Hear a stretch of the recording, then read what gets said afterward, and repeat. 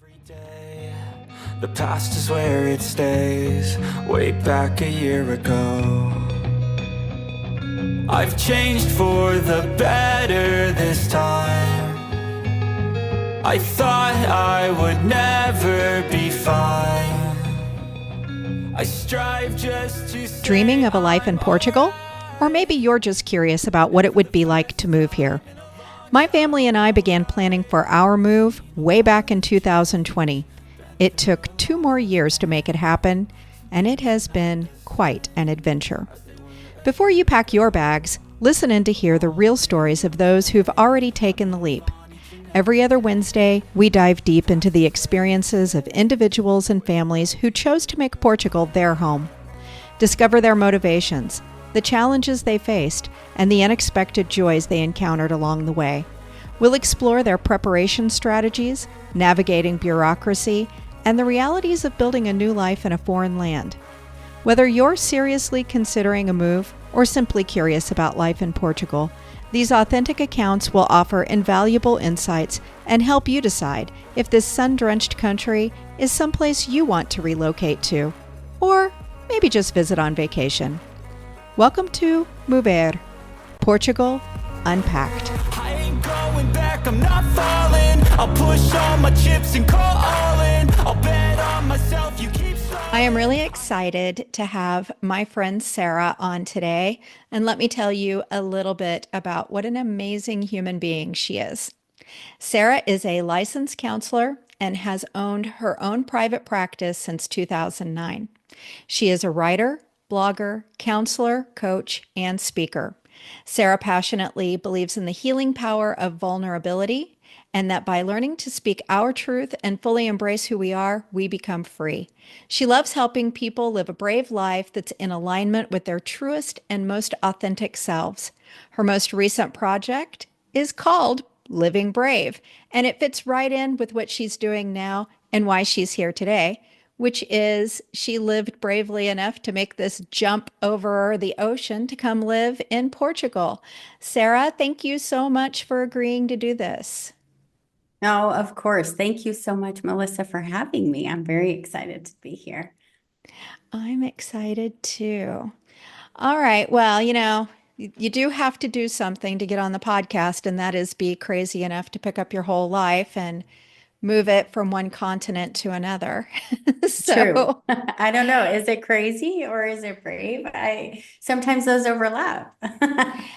that is very true. And, I think that we all feel a little crazy when we're taking risks, and Right. there's definitely risk associated with this. Or at So least people tell you you're crazy, right? The people who would not make those same risks or take those same risks. it's interesting that you mentioned that because in my own journey, I had more than one person. I don't want to say try to talk me out of it, but I don't know any other Mhm. word to use than that. Like they were definitely not encouraging. So Yes. Yeah. Mhm. I'm glad you brought that up. Yeah, I think when we take big, brave steps, I think that it points out for other people maybe that that's too big of a step for them, or they're worried for us, or, they want us to stay safe, so they don't want us to take those big, brave steps. And that discouragement comes from their own stuff, and helpful to stay focused on that. Very true. Well, Yeah. tell us about your move. So when did you move here and why did you pick Portugal? Yeah, I feel like this is a long story, so I'll give you the shortened version. So we ended up officially being Portugal residents in August of 2023. Our journey started way before that, though. I think it's easy to see the end result of people's story and think it was just quick and fast, which is never true. So. Initially, I would say the beginning started in 2017 when my husband really started saying, I want to move out of Colorado. We're both from Colorado. We were born, raised, our whole lives there. And he started getting the itch to do something new, move somewhere new. Yeah, to not, get out of the same old, same old. And so we started talking about moving. I love Colorado. If I were still in the United States, I would want to be in Colorado. It's my favorite place. So at first, I wasn't really on board. And so we started doing road trips actually in 2018 or 19. Oh, I should have gotten my years figured out before this. I believe it was 2019. We did a road trip from Colorado all the way up the coast, Oregon coast to up to Washington and then across to Montana and then all the way back down through Colorado. We were really looking at other parts of the United States where, of course, that it was an adventure in and of itself, but and then in 2019 we were supposed to go to the East Coast. No, it was beginning of 2020. And then, of course, we all know what happened there. So that was a little delayed. I think it was 2021 we did the East Coast. And after really exploring every corner of the United States, I just didn't feel called anywhere there. And so I told my husband, if we're going to move, I will move, but I don't want to move anywhere in the US. And so then that began the search for somewhere to move outside of the United States. That included a lot of research, a lot of talking to people, a lot of podcasts, maybe like this one, to look at where is the best place to go. I feel like at this point, I was a lot more focused on trying to find a place that was safer, trying to find a place that was more affordable so we could have a different lifestyle. There were a lot of things that were happening for us in the US that didn't feel good. Things weren't going that well. We were working all the time. We were stressed out. We were very disconnected from each other. I would say I kind of joke and say we got to Portugal like hanging on by a thread. Like it was pretty lucky that we made it here because we were in the best spot in our relationship just because we were so stressed out and so disconnected. So, once I started really doing the research, a lot of people started mentioning Portugal. It's kind of like, when you start looking, when you buy a yellow car, you see all the yellow cars. And I just kept hearing Portugal, Portugal over and over and over. And so it really checked all the boxes. I was really worried about weather, what the weather would be like. And so we did a scouting trip. We came to visit Portugal in 2022. And it was me and my husband and my son, and we all loved it. And it felt calm, I would say. I feel like we were here and it was like we could take a deep breath. And, Nick wasn't totally convinced prior to our trip here that we should move out of the United States. But when we came to visit, he was totally on board after that. So we went back to the US and started the visa process, which is not an easy feat. It includes its own stress in and of itself, but went through the visa process and waited for our visa approval, sold everything we owned, 90%, and got our visas packed up our 15 bags and our dog, and here we are. Yes, we moved actually to a city in Portugal that we had never been to before, which is another a little crazy thing to do because of the school. And so we were stepping into a city that was completely and totally unknown. And I think the city that you're in, a lot of people move here specifically for the school Mhm. because it is a place that's known for having language resources for students that come that don't know Portuguese. Right. But it is a Portuguese speaking school, so they're also learning to speak Portuguese while they're there.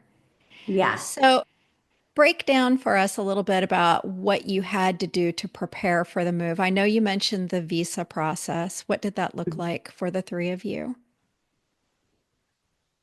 Well, for us, it included we did hire an immigration attorney. For me, Nick was working full time. I was working full time. On top of that, we were also renovating our townhome that we were living in, and so there's a lot with the visa process that I felt like I didn't have the energy or the time to make sure it was correct, right? Or that I had everything I needed. There's a lot of information out there. There's a lot of ways to get the information on your own.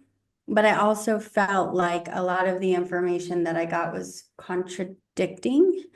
And that one person said one thing, another person said another thing, which left me more stressed out in the end. At one point, Nick banned me from Facebook groups because I was so stressed out because nothing was consistent, which is a theme, right? We can talk about with Portugal. I feel like that, yeah, nothing seems to be consistent.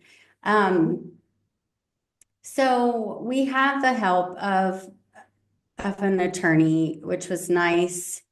It's a lot of gathering documents, a lot of legalities. I think we went to the bank 3 times to make sure our last name was correct on our bank account that exactly matched our IDs. Things that seemed really silly or simple were not necessarily. So, and then we applied at the San Francisco location of, I don't remember, it's SEF, right? Or VSF? Which one is it? I don't know because that was not our process. Oh, So, okay. I think it was via VSF and SEF is what turned into IMA. Yeah. See here, a lot of the even entities have changed yeah, since we applied. So we had to apply in person. So we did a weekend trip to San Francisco, applied, and then went back home and just then started selling everything once our applications were in, which is scary. This was probably the scariest part for us. The scariest period is you're selling everything you own, hoping you're going to get approved for a visa, not knowing for sure. Because once you have your visa, you have to be here within, I think it's 60 days, or it was 60 days from the time your visa is issued. And so there's a lot you have to do to get ready for when you get your visa, but it's also really taking a leap of faith that you're going to get approved. yeah. So that was especially scary for Nick, I think, was giving his notice at work, quitting his job without knowing for sure if we would be coming. Um, so the day you get the visas in the mail is pretty glorious. Yes. And I Yeah. was one of those people who thought that they had everything done. And you talking about making sure that all the names matched. On my Mm. birth certificate, it listed my biological father, but I did not have his name on my marriage certificate. And so that became a whole very expensive mess with me getting my residency card. So Oh, it wow. Okay. doesn't take much to throw, you know, something in the cogs and everything's Yeah. off after that. Yeah. Well, my last name is legally hyphenated. And in the United States, they let me just use one of them all the time. Right. But when I moved here, it had to be legally hyphenated on all documents, and the documents from the United States had to match that. And so then I had to go back and change all of my last names to be my full legal last name.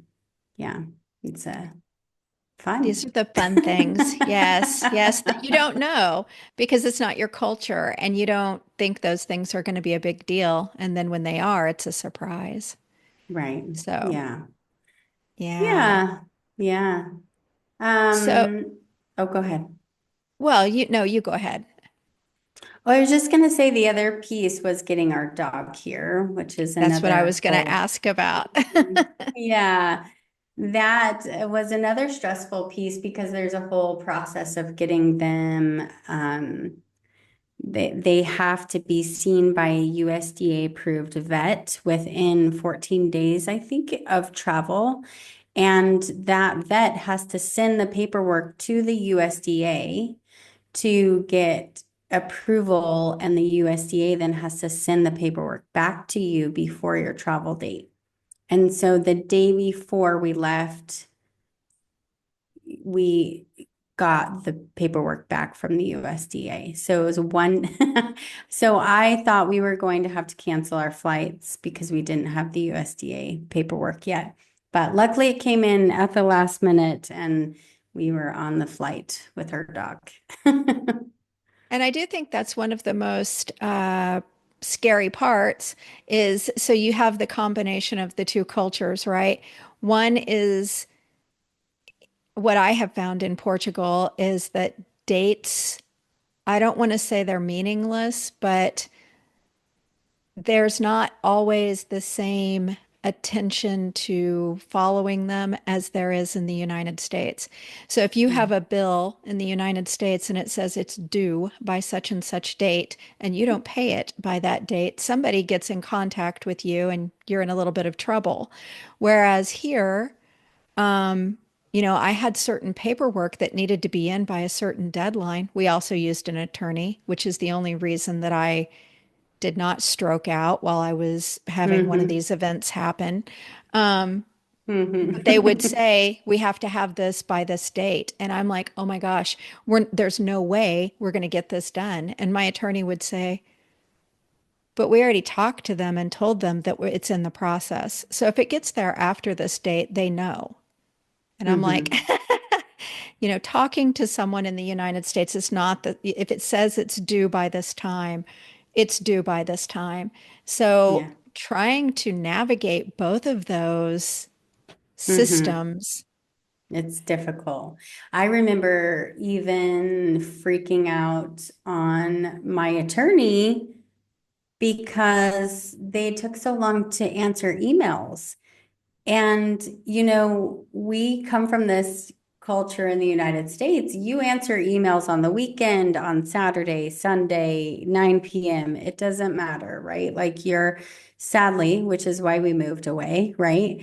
You hear back Yeah. and it's in a timely manner, but I would email and it would be 4, 5, 6, if there was a holiday, sometimes 10 Yeah. days later. And I'm like, what is going on? Did you drop the ball? Did you forget about me? What? And the response was always, no, it's in the process. It's like essentially calm down, take a deep breath. It's gonna be okay. We're doing our job. So that I would say has been that's a big learning curve. It really is. And, I did my own episode of this and I just talked myself through the questions. And one of the things that I said, it was kind of like a therapy session with myself, going Mm, back and going through the whole process again. But one of the things that I said was part of me struggling with the cultural transition is the inability to be able to predict what's going to happen. mm, So in the United States, in my home culture, I can predict what's going to happen. Maybe not accurately, but pretty closely. If I'm going to the bank, I know what that process looks like. I mm, can anticipate what's going to be asked for and what's going to be needed. And I think that's so hard to do in a new hmm. culture as you're learning how they do things. And Right. it really makes you feel unsettled, Hmm. which I guess you are. Yeah. Yeah. So. So, would you say the paperwork piece was the most challenging part of your move here? I would say yes. I would say, I think the paperwork, but also just the different style. Like you were just saying, if you go to the bank in the United States, you're usually in and out within an hour, right? Like even if you're doing something bigger, like opening a new account or I don't know, doing something that's other than making a deposit. Here, it's more like if you're going to the bank to do something, you plan on a lot more time to do that thing.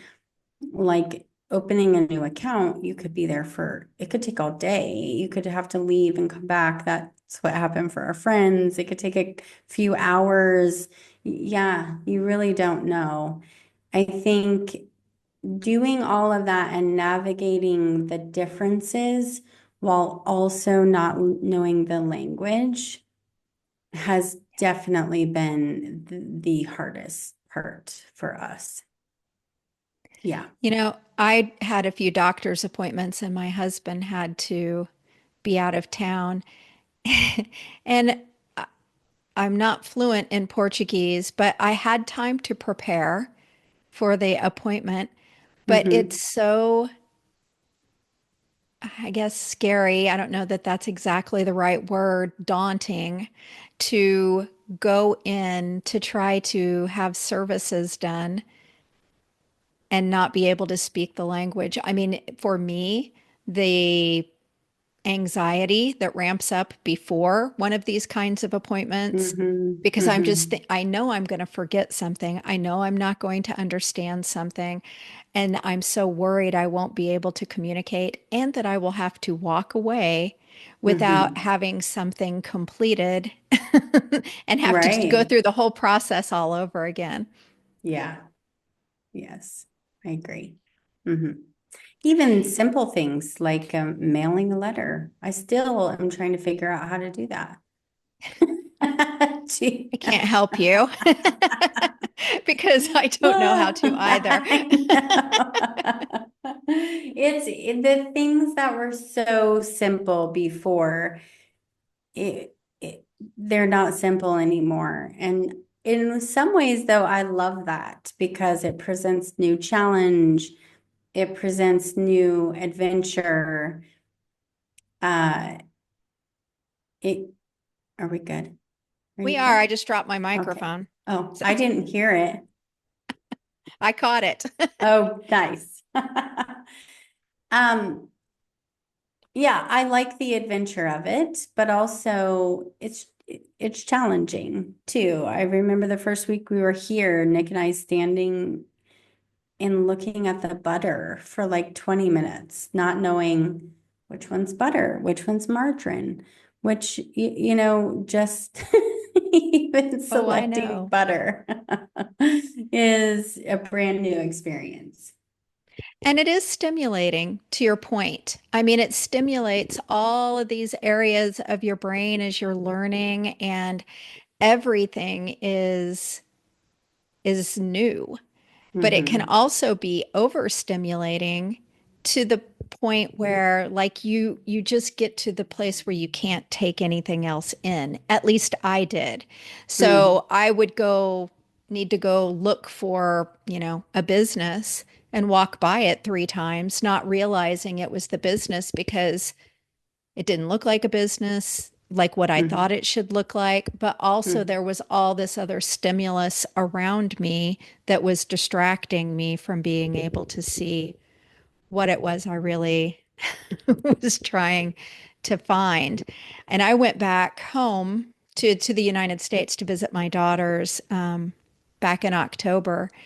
And everyone kept saying, "What are you looking forward to most?" Because I hadn't returned to the United States in over 2 years. mm, And most people weirdly think that you're going to go back and want certain foods. But for me, what I wanted was just for things to be easy for a little bit.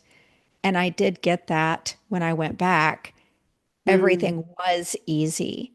Going to the grocery store felt stress free. Driving a car felt stress free. Everything was so much more easy. mm, And I mhm, don't necessarily miss that, but I was looking forward to the ease of my home culture, and I got it. mhm.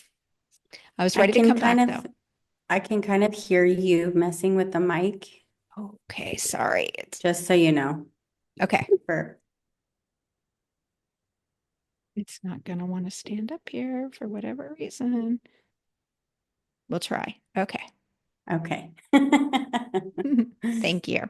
Yeah, yeah. I'm like, you'll be editing and be like, dang it. Well, at this point, until somebody pays me, it's like it is what it is. So, Yeah, it's true. That makes sense. Yeah, we went back in July of last year because her daughter still lives there. And yeah, I had the opposite of experience. I couldn't wait to come back because it was very interesting. I got off the plane and instantly got a headache, and I had a headache for almost the entire 2 weeks we were there. Um, I feel like my nervous system is completely different there than it is here. And going to the grocery store is a scary experience for me in the United States, where here I love going to the grocery store. I love seeing all the new things and what do I want to try that I've never tried before? And what does this say or what does that say? Yeah, it's uh and the food made me feel terrible, but well, I was ready to come home too. To speaking to your point, I do have a sense of calm here, but I really enjoy the food here. And I had a hard time eating in the US because everything tasted very different than what I remembered. I was Mhm, a Starbucks fan. I had a half calf Americano venti every mhm, morning on my way to school. And so I was very excited to go back and have access to that as much as I wanted. I had one and I couldn't drink it.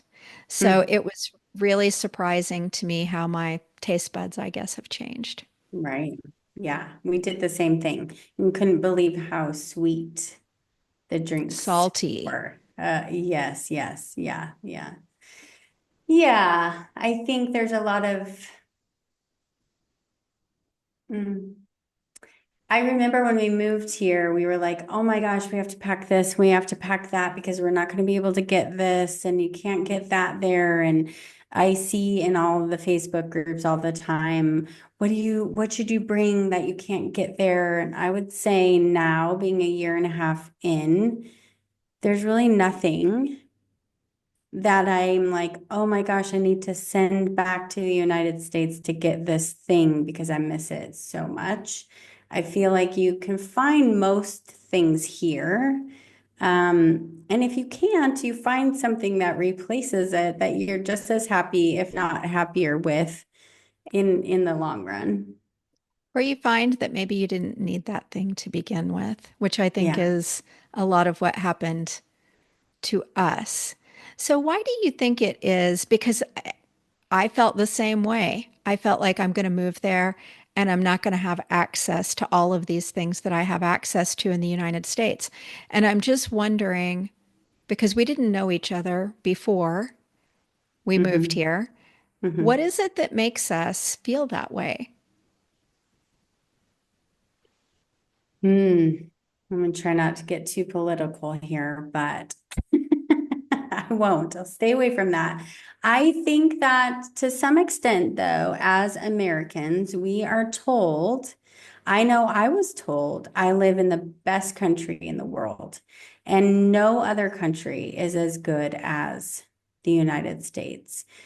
And that what other countries had were not as good as the United States.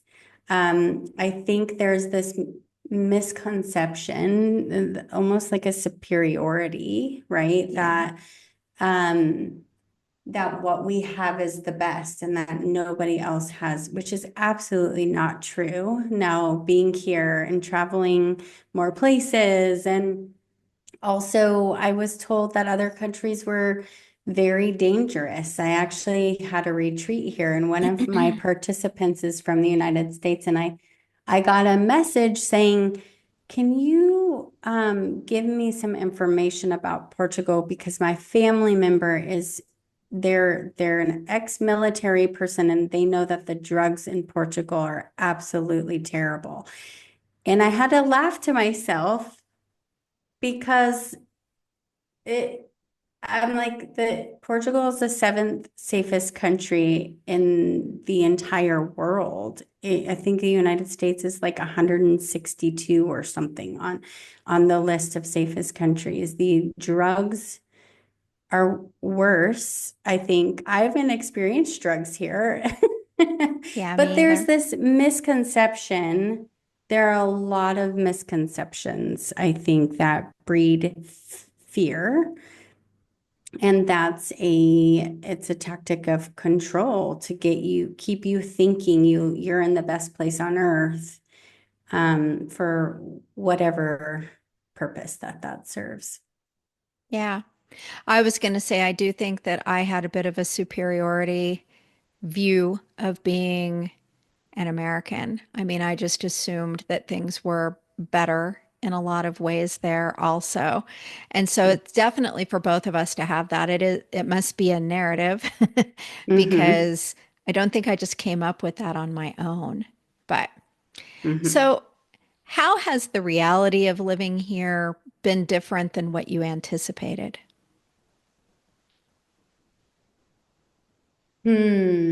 That's a really good question. The reality. Mm, So I'll give you an example. Before mm-hmm. I moved here, I kind of simplified and romanticized Portuguese culture. Anybody who asked me, I would say, well, one of the things I love is that the Portuguese love children. Well, I have since observed that not all of the Portuguese are super fond of children. There was this Mm-hmm. Camille pushed her cart out in front of this older lady at the grocery store, and boy, if that a look could have killed, my daughter would have been dead because that lady was Mm-hmm. not pleased with her. So they're not Mm-hmm. all this culture of grandmas and grandpas embracing every child. And I do think I romanticize that a little bit. Yeah, I definitely agree with that. I think I romanticized, maybe hoping that racism was different here. I don't think it is. I think it's just, well, it's different, but it still exists. A lot of the issues that occur in other parts of the world also occur here. Um, Portugal has issues just like other countries. Yeah. But I do think there are some things, I mean, there's not gun violence here. There's a lot of things that aren't here also. So I do think though, when especially things are in turmoil where you're living, it's easy to romanticize other places. Yeah. The grass is always greener.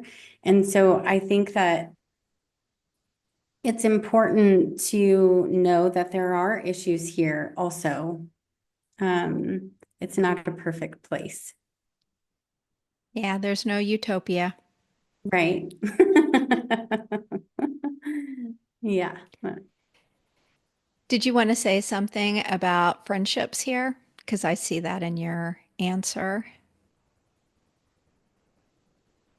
You don't have Um, to. yeah, well, I will. That's okay. Yeah, it's interesting. I think that that's something that I didn't anticipate having to navigate. Um, really Friendships? re friendships and recreating your entire support system and structure. And um, I I didn't realize that it would be more difficult to create friendships with Portuguese people. That's a whole nother topic, I think. I mean, there's the language barrier, but there is cultural differences. And we've been here a year and a half, and I finally have maybe a couple Portugal or Portuguese friends, people from Portugal. Most of my friends are other people from other parts of the world who have also moved here. And it's interesting because I feel like when you first move here, it's a beautiful, amazing thing because everybody is looking for friends. One of my biggest things in the United States was, we didn't have a lot of extended family. Our family in the United States was our friends for the most part. Um, I went through periods of my life where I felt really sad and kind of jealous of the people that had really big extended families and moms and dads and grandparents and cousins, and they all got together on the holidays. And because we just didn't have that. And moving here, you come into this community of people where everyone is looking for, because nobody has extended family here that has moved here. And so everybody is looking for their family, essentially. They're looking for their support system, those relationships. And so when I first got here, this, I had to have a conversation with myself because we moved here to have less on our plate, to have less on the calendar, to not be as busy. But there were so many activities and so many people wanting to go to coffee and do this and this event and that event. And I really have to check myself with FOMO. We all Uh, do.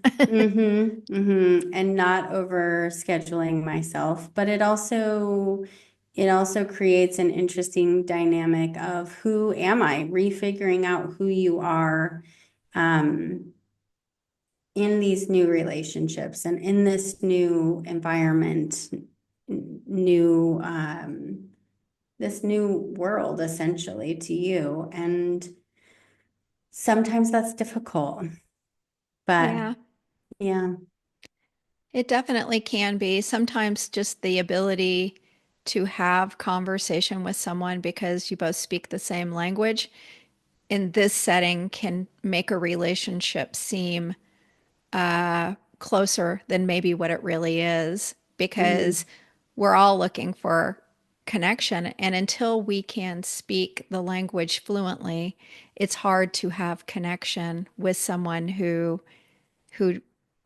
does speak Portuguese fluently. It right. presents a challenge for us for sure. Yeah, yeah.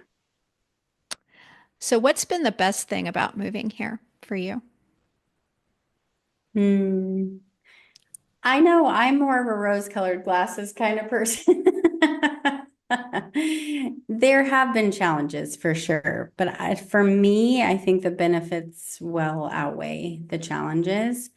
Um, the best thing for me has been the complete change in our family dynamic. The ability now for my husband to stay home and be present much, much more present in our son's life. I mean, he was always working before. He was always gone. And like I said, on the weekends, he was working on houses. And I was always the one who picked our son up from school, took him to school, was at all the events. And sometimes that was by myself. And um, yeah, now we do most things together. We only have one car. We go most places together. There's just a completely different sense of connection here than was even possible in our old lives.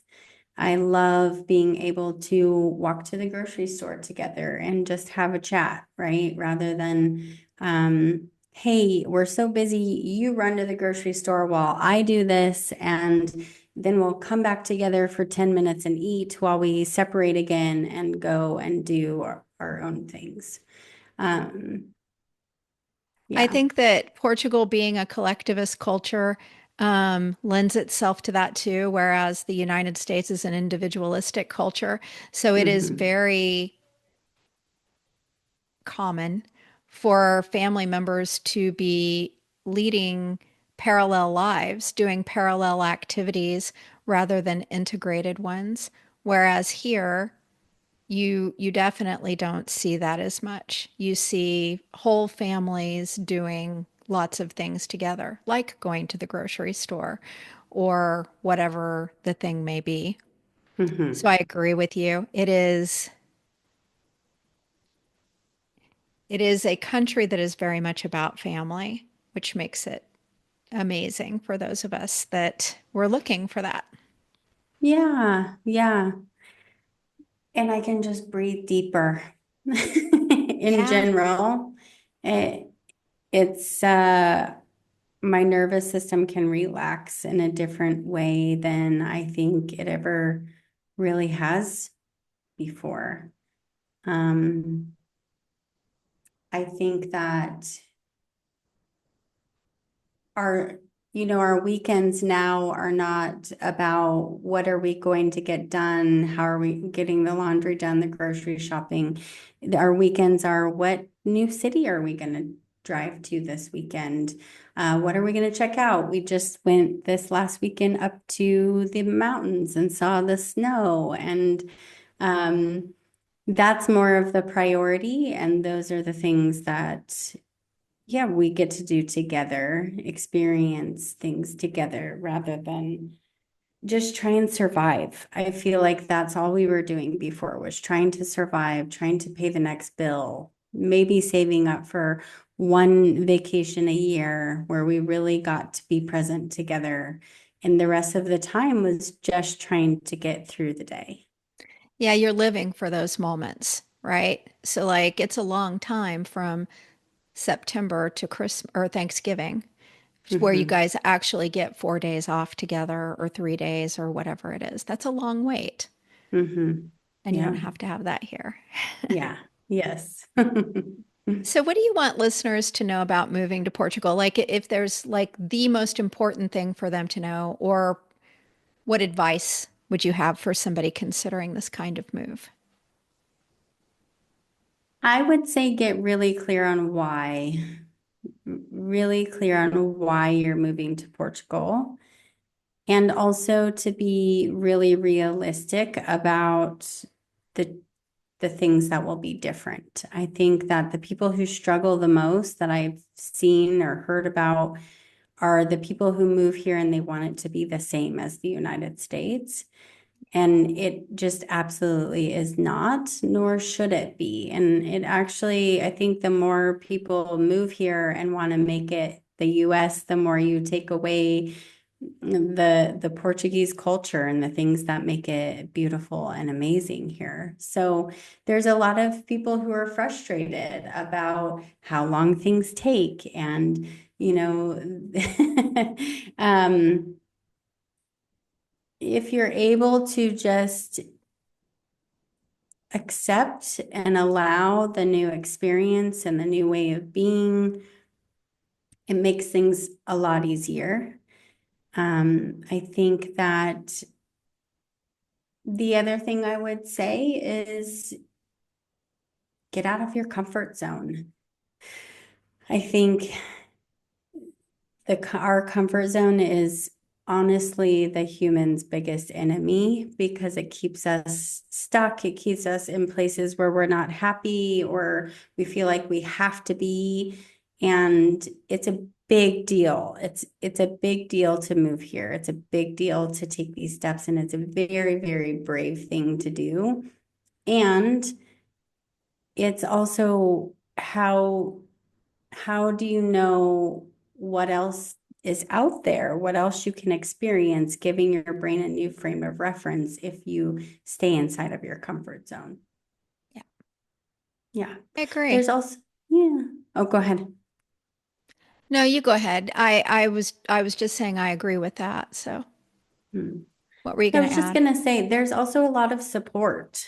There's a lot of support out there, I think, for people who are considering it, people who, are in all stages of, do I move? Do I not move? I'm moving. Now what? Speaking of support, we have support. This is a good We time to do talk have about support. it. I think this is a great time to talk about it because, uh, you've been here since August of 2023. I've been here since February of 2023.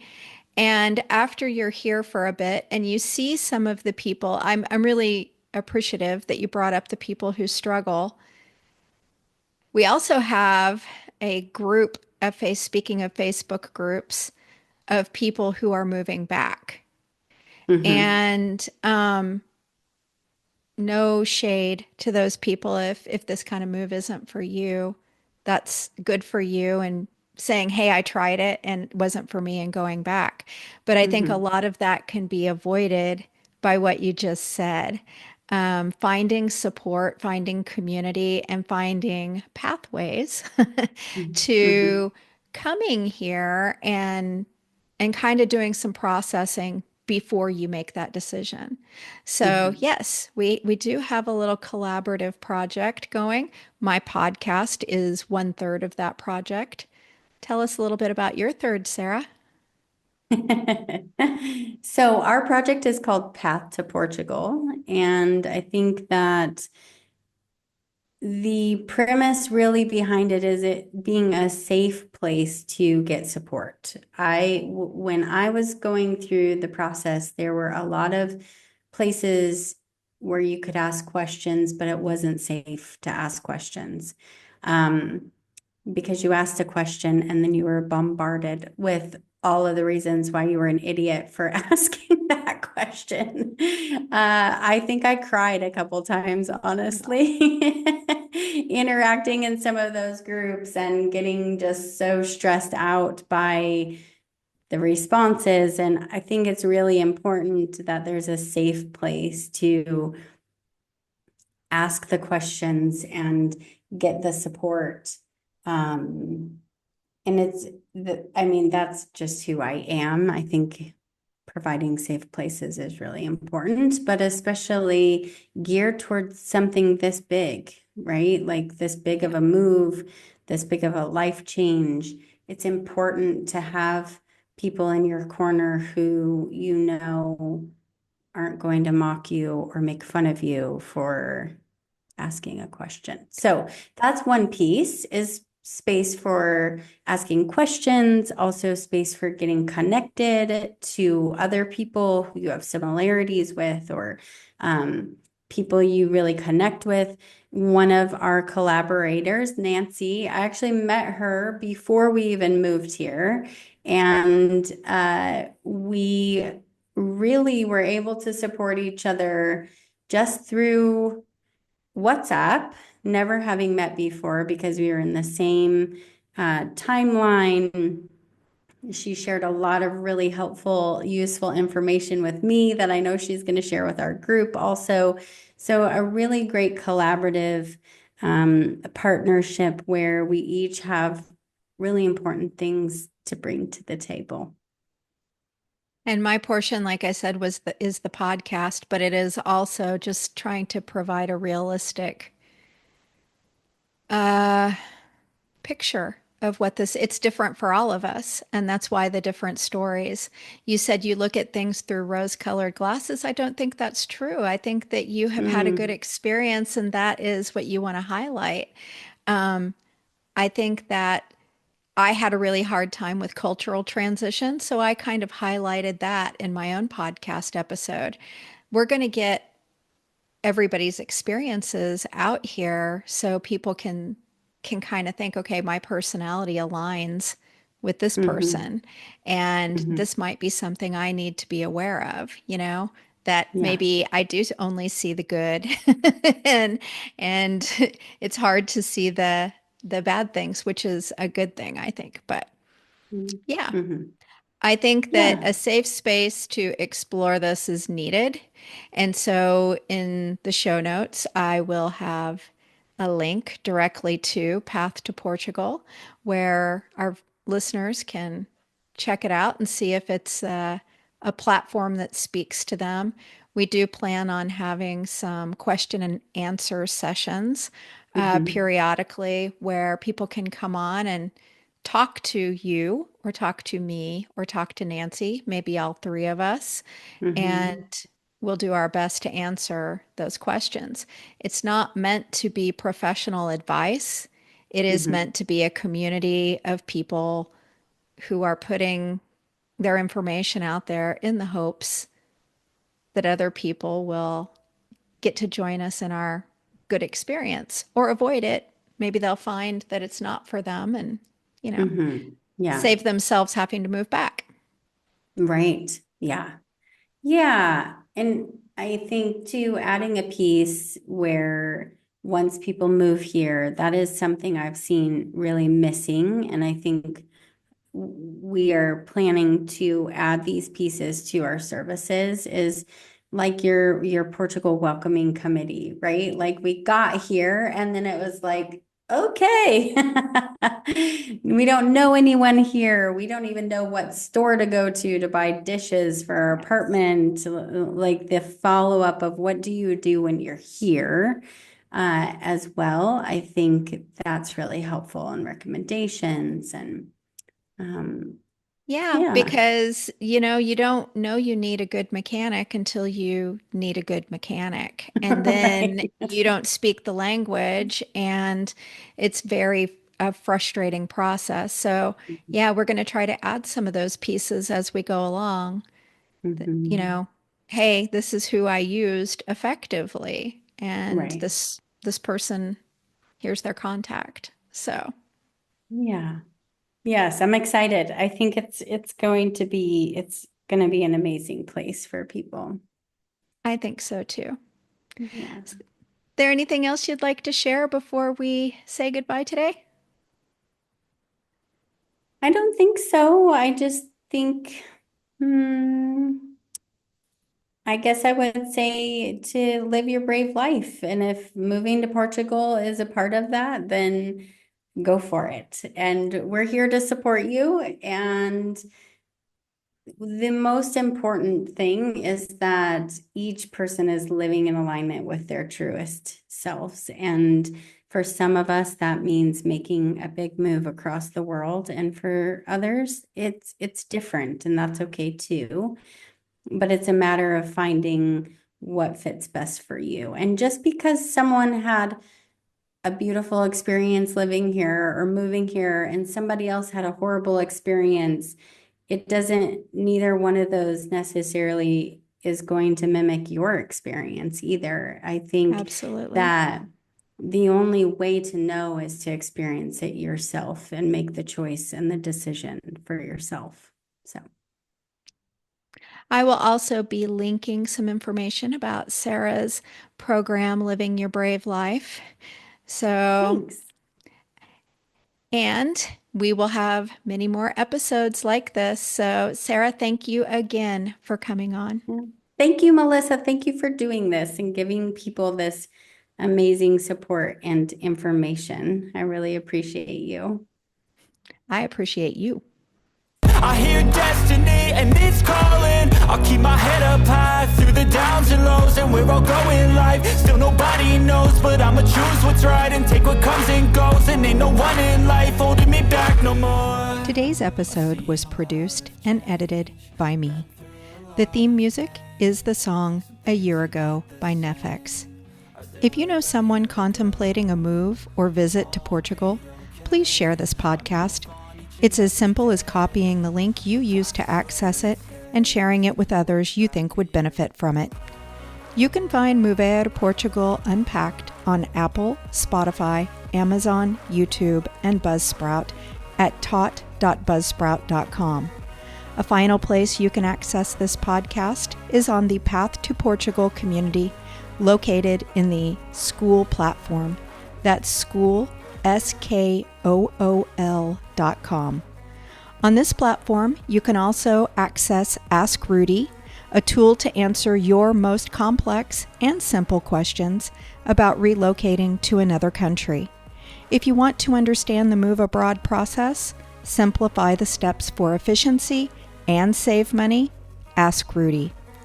And for those of us wanting this to be part of a bigger life change, the Path to Portugal community also offers the Living Brave program.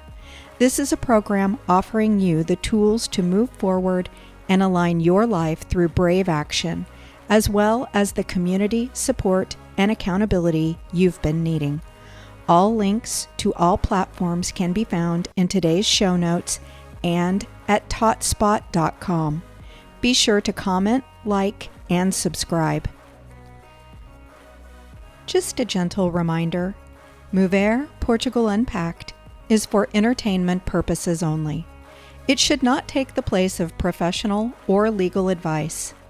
The views, thoughts, and opinions expressed by the host and guests are their own. They reflect nothing more than that. All experiences are expressed through the filter of the individual. And hey, this is Portugal. We can all have very different experiences doing the exact same thing here. So please, do your own research and discuss your options with qualified professionals before making this or any other decision. And a final note, any opinions or thoughts expressed during this podcast are not meant to malign any group or organization. This is Melissa LaFleur. Thank you for unpacking today's portion of the Path to Portugal with me.